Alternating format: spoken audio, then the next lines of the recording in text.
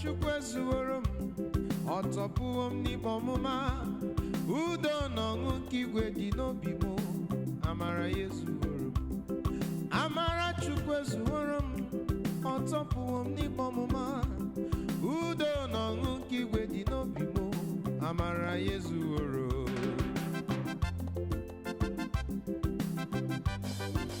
sounds like it. One more time.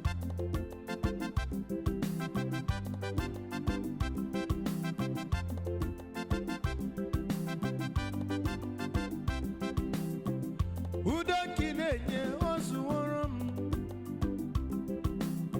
mesomagi Ezuworom ịhụnanya gị Ezuworom onye gọziri n'ụwa abụ onye dị ngọzi onye buliri elu n'ụwa adịghị ogbenue eze nyanya amara gị ka wee mezie ife na-achọ Chukwu okike m dodo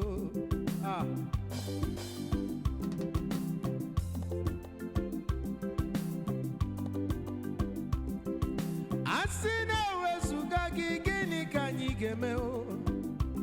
Chọma na bụrụ na-ewezuga gị gịnị ka anyị ga-abụ ịmanyezie n'anya amara gị ka ndị iro ya rifụ anyị anya eze nye n'anya amara gị ka anyị wee bute ike kalila amosu ịmanye n'anya amara gị ka fụziere ezi nwaanyị wee nụọ ịmanye n'anya amara gị ka nwaanyị fụzie n'ezi dị ọya nụ chai nye n'anya amara gị Chukwu okike m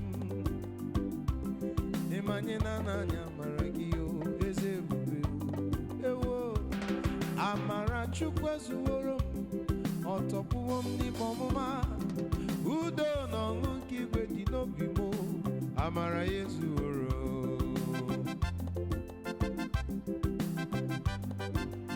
God bless you.